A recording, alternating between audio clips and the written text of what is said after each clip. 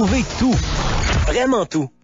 Oui, là, on s'engueulera pas de même à tous les semaines. Non, ben non. Puis je sais que Martine va mettre son grain de sel aussi, là. Ben oui, moi, je mettrai ma graine de poivre. Le 5 à 7. C'est le retour à la maison de ceux qui sont poignés dans le trafic. Le 5 à 7. Radio X.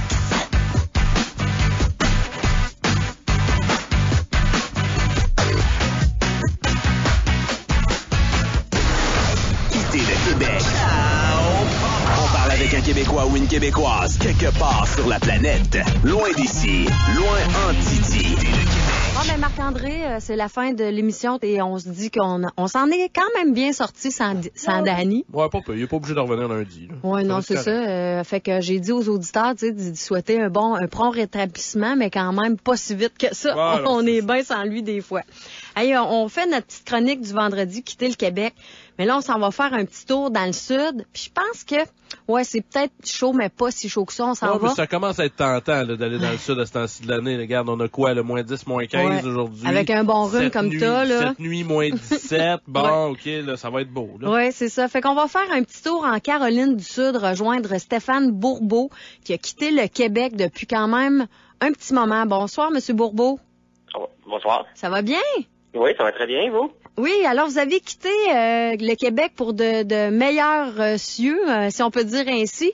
Vous êtes à quel endroit précisément? Je suis à Greenville, en Caroline du Sud. OK, à Greenville. Et vous avez déménagé là pour le travail? Oui, je suis parti en 2005. Ça faisait déjà une couple d'années que je pensais que j'avais besoin de changer d'air. Tout ça, ma vision des choses avec le Québec, je trouvais que j'étais plus ou moins dans le décor. Fait que j'ai commencé à regarder autour. J'ai contacté quelques personnes que je connais ici en Caroline, puis ils m'ont référé à une compagnie qui travaillait pour eux autres. Et puis, de fil en aiguille, j'ai abouti ici. J'ai déménagé en octobre 2005. Stéphane, quand tu dis que tu fitais plus ou moins dans le décor au Québec, c'était à quel niveau? Qu'est-ce qui te dérangeait? Qu'est-ce qui faisait pas ton affaire? Qu'est-ce qui faisait que tu te sentais pas à la maison? C'est souvent... Comment je peux dire ça? Ici, c'est très polarisé actuellement les positions politiques, mais au moins les personnes sont capables de se parler. Au Québec, si tu as une position un petit peu différente de la politique, t'es catégorisé comme un bizarre. Fait que moi je suis ingénieur et puis combien de fois je me suis fait dire que n'importe quel technicien pourrait faire ma job, que moi dans le fond j'étais là juste parce que j'avais un plat, que j'étais un ingénieur, puis me faire traiter de ingénieur, elle me dresse ses bras. Fait que ce qui a fait vraiment déborder le vase pour moi, c'est quand il y a eu la réglementation sur les médicaments obligatoires au Québec. Ça c'est ce qui méritait le plus là. Fait que j'ai commencé à chercher ailleurs, puis c'est comme ça que ça s'est passé. Mais là, question monétaire... Je t'ai invité plusieurs fois. Oui, c'est ça. Mais mettons que question monétaire, ça devait pencher dans la balance aussi. Là. Je veux dire, tu t'en vas travailler aux États, il va certainement t'en rester plus dans les poches avec ton métier d'ingénieur. Oui, c'est certain. Je pense qu'il n'y a même pas de comparaison, là. Quand j'ai déménagé ici, c'est sûr et certain, quand tu fais une entrevue, ils te demandent, c'est quoi tes exigences salariales? Fait que on s'attend à ce qu'il va y avoir des négociations, donc tu donnes un chiffre, il te regarde, puis pas de problème, c'est parfait. Il accepte tout de suite, là, tu viens de te faire avoir. Je pense que c'est ce que les autres ont, fait que c'est un chiffre, puis c'est sûr et certain que avec un salaire beaucoup moindre au Québec, il m'en restait, si on regarde le pourcentage qui reste dans tes poches, il en restait beaucoup moins au Québec qu'il en reste ici, là. Je parle souvent avec mes amis puis mes parents, puis c'est ce que je leur dis. Je serais pas capable de retourner au Québec actuellement puis faire le même style de vie que j'ai, là, c'est impossible. J'aurais pas les moyens de faire le style de vie que j'ai ici. Okay. Stéphane, quand tu décides de partir, est-ce que tu as des attaches au Québec? Est-ce que tu as famille, enfants, conjointe et tout ça, ou tu étais vraiment tout seul, fait que c'était facile de dire OK, de la chenoute, je m'en vais? Ouais, non, moi c'était facile. J'étais tout seul, j'étais célibataire, pas d'enfants, donc c'est sûr et certain que les amis et la famille, c'est ce qui reste, c'est les liens qui me restent du Québec, mais à part de ça, je pourrais dire que je suis totalement détaché du Québec. J'ai plus de lien du tout avec le Québec. Hey, là, ça prend quand même, en tout cas, du courage de décider de partir. Là, j'ai fouillé un peu sur la compagnie parce que tu travailles pour la compagnie Fluor. Puis toi, tu me disais que tu fais de la gestion de projet. Là, tu habites en Caroline du Sud, mais tu travailles en Louisiane. C'est ça que tu as dit? C'est en plein ça. Mais là, J'ai déménagé en 2005. OK. Oui. Il y a une bonne distance entre les deux, non? Oui, c'est un bon 12 heures de route. Mais tu fais ça, tu t'en vas là-bas une fois sur semaine, puis tu reviens chez toi à la fin de semaine? Non, j'ai un appartement là-bas, puis je reviens ici une couple de fois par année. Là. Le style de job que j'ai actuellement, faut que tu sois prêt à être... c'est une chose, faut que tu sois capable d'accepter là, que tu vas avoir des jobs à différentes places pour un certain temps. Comme actuellement, à Lake Charles, je suis là depuis 2011. OK. En janvier 2011, c'est là que j'ai déménagé à Lake Charles. Ben, déménagé, j'ai encore ma maison en Caroline du Sud. Mais j'ai pris le poste là-bas. Je suis en charge d'à peu près 14 personnes, des chargés de projet, des superintendants de construction, des gens en santé et sécurité. Et puis, c'est ça, là, on fait des projets là, pour un de nos clients qui a une usine là-bas puis qui avait besoin d'une équipe permanente. Fait que moi, je suis en charge de l'équipe là-bas. Là. Juste pour l'intérêt de nos auditeurs, qu'est-ce que la compagnie Fluor fait au juste? C'est une compagnie que les gens au Québec connaissent SNC-Lavalin. C'est une compagnie qui fait à peu près la même chose. Okay. C'est une entreprise d'à peu près 40 000 employés. On est un petit peu partout dans le monde. On s'échange la première position mondiale là, avec Bechtel d'année en année. C'est une entreprise qui a à peu près pour 27 millions de chiffres d'affaires, milliards de chiffres d'affaires par année. Puis c'est ça, on est dans tous les continents. Oui, mais vous êtes partout, hein? Même au Canada. J'ai voulu appliquer tantôt pour un emploi, puis j'avais le choix. Là. Je pouvais aller en Afghanistan, je pouvais aller un peu partout là sur la planète. Là. Vous êtes partout. Là. Oui, puis partout, puis comment je pourrais dire ça? Il y a une grande variété de positions qui sont disponibles. Tu parlais de l'Afghanistan. Ben, ce qu'on faisait en Afghanistan c'était que quand l'armée américaine se déployait là-bas, c'était nous qui étions en charge du camp. C'était pas Fluor qui se battait là-bas, mais monter toutes les installations électriques, monter les installations sanitaires, fournir la bouffe. C'est nous autres qui faisions la bouffe, le nettoyage, le lavage. C'est Fluor qui s'occupait de ça. C'est un contrat qu'on avait avec l'armée américaine. On a différentes divisions. On a une division gouvernementale, on a une division qui se fait de l'énergie puis des produits chimiques. On a une division qui travaille plus avec le secteur industriel puis les infrastructures, construire des ponts, des autoroutes. Puis on a une autre division qui fait du service, qui améliore les procédés dans les usines, qui va essayer d'étudier le processus, essayer de réduire les pertes. Fait que oui, c'est très, très, très varié. Stéphane, tu travailles en Louisiane. L'impression qu'on a de la Louisiane ici au Québec, c'est que c'est des gens hyper festifs. Let the good times roll, le mardi gras, le football. On a l'impression que c'est des gens qui sont toujours de bonne humeur en train de manger, très épicés aussi. C'est comment les gens là-bas, la mentalité? Est-ce que c'est des gens qui sont festifs ou ils ont leur train-train quotidien aussi comme tout le monde, dans le fond? Moi, où est-ce que j'habite, je suis un petit peu à l'extérieur de la Nouvelle-Orléans. En fait, je suis à peu près à 3 heures de la Nouvelle-Orléans. Je suis plus proche de Houston, la Nouvelle-Orléans. Souvent, ce que les gens connaissent de la Louisiane, c'est la Nouvelle-Orléans, un petit peu bâton rouge, parce que si tu es fan de football, ben LSU sont à bâton rouge, donc les gens les connaissent un petit peu plus. Mais dans la région où est-ce que je suis, c'est beaucoup, c'est très industriel comme ville. Et puis dans leur passe-temps, les gens, c'est beaucoup de la chasse, c'est beaucoup de la pêche, c'est beaucoup du plein air. Mais oui, les gens aiment festoyer, aiment célébrer. C'est pas un problème dans ce coin-là. Ils ont pour leur dire que Lake Charles, qui est une petite place, en fait, là, c'est la capitale du festival, parce qu'il y a à peu près un festival à toutes les 2 semaines. Là, Némit, ils l'ont. Ouais. Fait que oui, c'est des gens qui aiment célébrer. Tu parlais justement du football collégial, tu parlais de LSU, entre autres, puis bon, là, il y a les Saints aussi de la NFL. Le football, j'imagine, c'est vraiment ce qui domine en termes de sport, là, aussi, en Louisiane, par Nouvelle-Orléans en général. C'est une religion. Oui, c'est comme le Canadien de Montréal, ici au Québec, là. Au Québec, oui, t'as le Canadien, mais aussitôt que tu parles plus du Canadien, bon, t'as les Remparts Québec. Mais le hockey junior, autrement que les Remparts, je veux dire, quand je parle junior, là, les plus jeunes, les gens suivent plus ou moins ça. C'est une différence. D'abord, même l'équipe secondaire de la place, la ville va aller voir les games des petits piouis, des petits bantams. Tu sais, c'est le vendredi soir, ils vont à l'école secondaire de la place, ils vont même s'ils n'ont pas d'enfants qui jouent dans l'équipe, ils vont aller là puis ils vont aller encourager leur équipe. Quand je dis que le football c'est une religion, tu sais, c'est de tous âges. Ils suivent pas rien que le football professionnel, ils suivent le football de tous les âges. Puis les gens, c'est des sorteux, donc ils en profitent dès qu'ils ont l'occasion. Le football est une religion, donc dès qu'ils ont l'occasion d'aller voir un match, peu importe le calibre, ils y vont finalement. Hein? Absolument. Hey, Stéphane, dis-moi donc, t'es parti, tu me disais, en 2005, c'est l'année qu'il y a eu Katrina, ça, au mois d'août. Là, t'as pas été directement en Louisiane. Toi, tu t'es rendu en Caroline du Nord. Non, en 2005, moi, je suis en Caroline du Sud. Mais par contre, la compagnie qui travaillait, on a été impliqués. Ah oui, hein? Significativement, avec Katrina, on travaillait avec le FEMA pour essayer des efforts de recouvrement là, du désastre là, en Nouvelle-Orléans. Mais il n'y a pas eu juste la Nouvelle-Orléans d'affecter dans cette année-là. Il y a eu d'autres ouragans aussi, comme Lake Charles où est-ce que j'étais, il y a eu Rita. Ouais, ça a été une année où il y a eu 3 gros ouragans majeurs là, qui a touché la région. Donc, oui, la Nouvelle-Orléans, c'est elle qu'on a entendu parler le plus, mais il y avait beaucoup de gens qui étaient impactés ailleurs. Là. C'était vraiment la région entière là, qui avait besoin d'aide. Et puis, c'est ça, ça faisait partie d'une des tâches là, qu'on faisait avec notre contrat gouvernemental.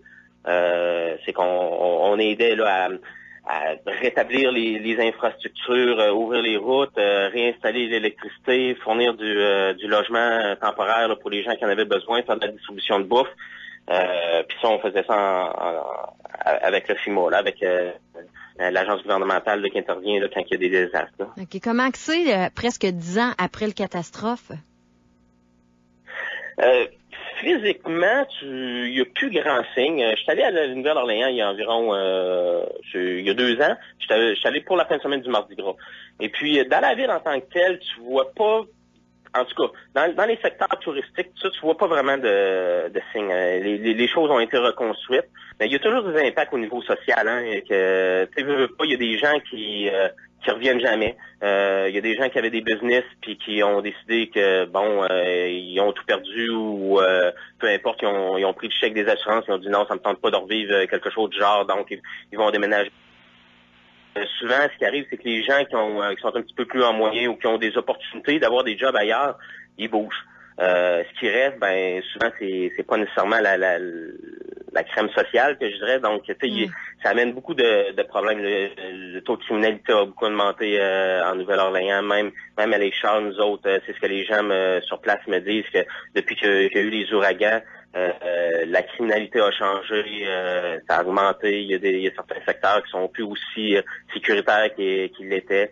Il y avait plusieurs petits business qui les gens ils ont pas reconstruit après. Les Charles, il y a un lac, de là vient le nom. Et puis il y avait un petit boardwalk avec des restaurants, des petites boutiques.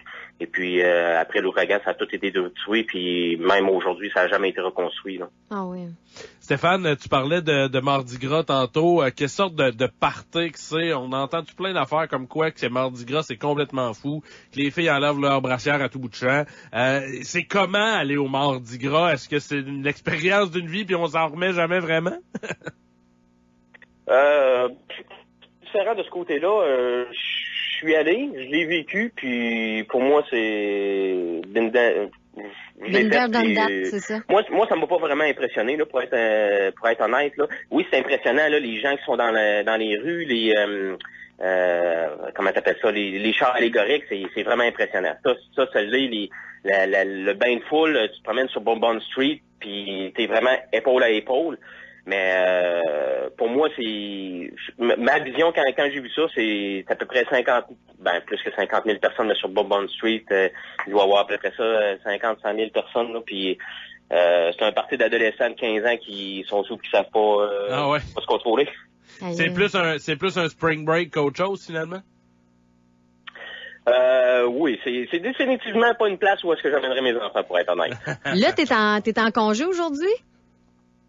Oui, hier, c'était le Thanksgiving. Donc, ici, Thanksgiving, c'est la plus grosse fête de l'année pour les Américains. Noël, bon, les gens vont chez leur famille si la famille est proche, mais ici, les gens sont très mobiles, donc c'est pas rare d'avoir un fils qui travaille sur la côte ouest, un autre qui va travailler en Nouvelle-Angleterre, puis les autres vont vivre dans le sud. Donc, souvent, la semaine de Thanksgiving, c'est là que les gens se réunissent en famille, les gens partent d'un bar, de leur bar, viennent se rencontrer la famille. Donc, c'est une semaine que généralement, c'est assez tranquille partout. Là. Les gens prennent congé, vont avec leur famille, puis passent du bon temps avec... T'as fait quoi de ta soirée? T'as fait quoi de ta soirée hier, toi? Ah, moi, une des choses du Thanksgiving, c'est une journée de football. C'est la famille et le football, que je dirais. Et puis, c'est ça. Moi, je me suis fait un bon petit barbecue. Je me suis fait un bon repas. On a écouté le football. Et puis... une bonne bouteille de vin, et puis c'est comme ça que j'ai célébré ça. Puis t'es-tu allé au Black Friday aujourd'hui ou t'as pas osé parce que c'est trop dangereux aux États-Unis? Non, ouais. En fait, c'est pas aussi pire que peut-être là, ce qu'on peut voir là sur Internet là, puis les photos. Là. C'est sûr et certain que, dépendamment du magasin, dépendamment des rabais là, qui sont annoncés, oui, il y a certaines places que c'est un petit peu plus fou que d'autres là. Je sais que les Walmart sont réputés pour avoir la crowd un petit peu la plus folle là, mais sinon en général ça se passe bien là. C'est toujours les exceptions là qui sont dans les médias, mais non, mon magasinage, moi, j'ai pris l'habitude de le faire en ligne. C'est moins compliqué, il y a moins de frustration, puis c'est moins risqué aussi. Tu veux, ça prend 5 minutes, puis tu vas chez un autre magasin, puis c'est fait là. D'habitude, Danny est avec nous autres, puis il pose toujours la question, qu'est-ce qui te manque le plus du Québec? Là, il fait référence à la poutine. Je sais pas si c'est comme ça pour toi. Non, moi, c'est vraiment la famille puis les amis là, que je pourrais dire qui me manque. Quand je vais au Québec, 1 ou 2 fois par année, souvent, c'est durant le temps des fêtes.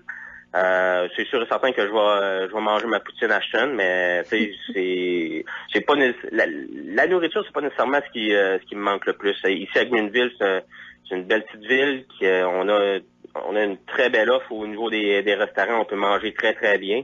Fait que non, la bouffe c'est pas nécessairement ce qui me manque, c'est vraiment plus la famille et les amis là. T'es originaire de quelle région du Québec toi? T'es-tu de Québec même?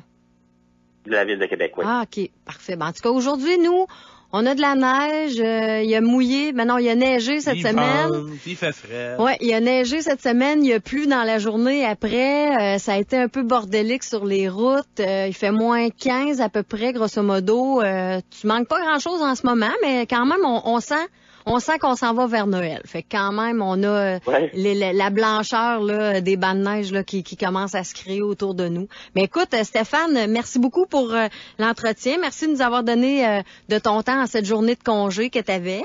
Puis écoute, passe nous voir quand tu passes à Québec. Nous, on travaille dans le temps des fêtes. OK, parfait. Hey, merci beaucoup. Bye-bye. Merci, au revoir. Bye-bye.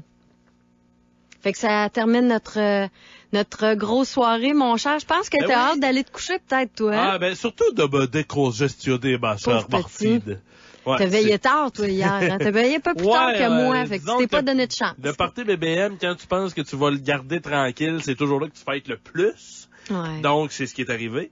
Mais comme je suis enrhumé, ben regarde, on va s'enrouler dans une grosse couverte, on va prendre des bas-clés, puis on va se coucher. On va faire du cocooning en fin de semaine. Yes, je suis pas resté longtemps, fait que je sais pas si Robbie il va être en feu ce soir, mais en tout cas, c'est lui. Bonnes chances. C'est lui qui s'en vient après nous. Il y a eu des super bons sondages, on le félicite encore. Il y a un gros week-end de sport à Québec aussi, hein. Il y a le Galette Box, entre autres. Oui. Avec Adonis. Avec notre chum Bao, avec Éric Martel Bawali, qui va être en action, Michael Zouski de Trois-Rivières. Colin, je suis en train d'en oublier, mais il y a plein de Québécois sur cette carte-là. Là, ça va vraiment être trippant au Colisée Pepsi. Fait que ça va être une grosse fin de semaine de sport. Bon week-end à tous, puis on se dit à lundi. Yes. Bye.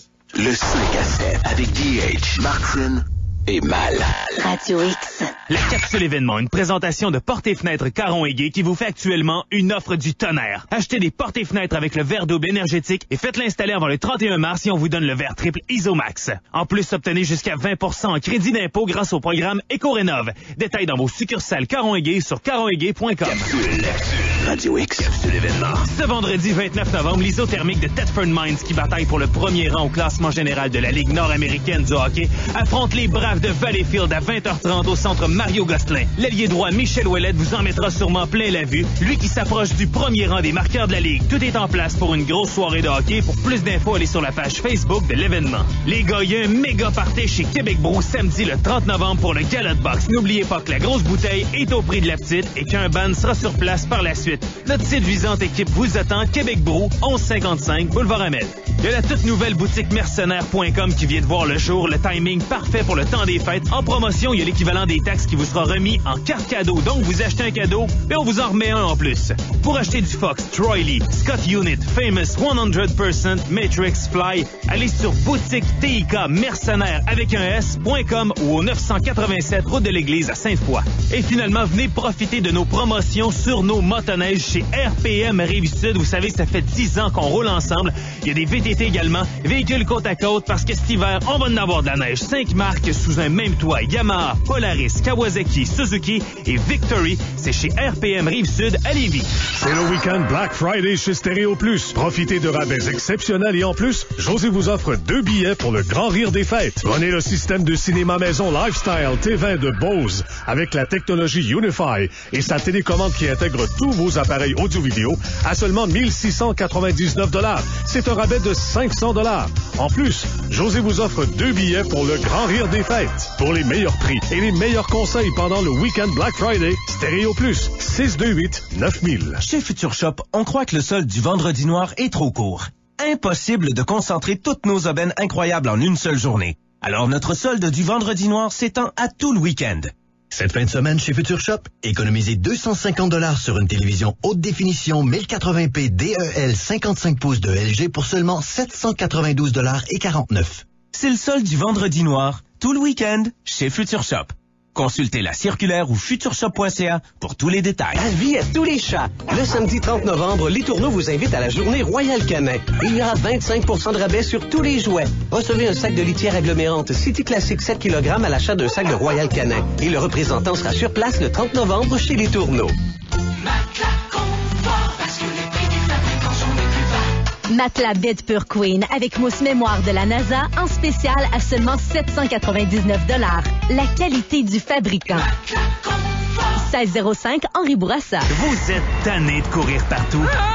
Ce Noël, faites ça simple. Choisissez la boutique Imaginaire. Plus de 25 ans à offrir les produits les plus cool et les plus originaux. Venez découvrir leur deuxième boutique du 2e étage. 6000 pieds carrés pour les jeux et costumes. Des films populaires à vos équipes sportives préférées. Des jeux de société à un incroyable choix de BD. À l'Imaginaire, vous allez trouver tous les cadeaux qu'il vous faut, c'est garanti. L'Imaginaire, un incontournable. À Laurier, Québec et sur imaginaire.com. C'est la folie du vendredi aujourd'hui chez Mazda Châtel. C'est la journée où vous réaliserez le meilleur deal pour votre nouvelle Mazda. Des rabais jusqu'à 7 000 $ sur les 2013 et des offres de location imbattables sur les toutes nouvelles Mazda 3 2014. Écoutez bien, obtenez 4 000 $ de rabais sur une Mazda 3 2013 bien équipée offerte à seulement 13 995. Oui, 13 995 avec 4 nœuds d'hiver gratuits. Ce deal est beaucoup plus aujourd'hui chez Mazda Châtel sur Étienne Dubreuil, secteur Marais. Prenez votre agenda et mettez-vous non disponible pour le jeudi 5 décembre. Puis prenez donc pas de chance, mettez la même chose pour le lendemain matin. Parce que c'est le 31e anniversaire du Bogart. J'ai-tu besoin de vous dire à quel point c'est un party monumental? En plus de tout ce qui fait le succès du Bogart, il y a un spectacle gratuit et réputé Hommage aux Beatles Replay. Réservé 659-2442. Le party 31e anniversaire du Bogart avec Hommage aux Beatles. Manquez pas ça. Jeudi 5 décembre, le Bogart. Plutôt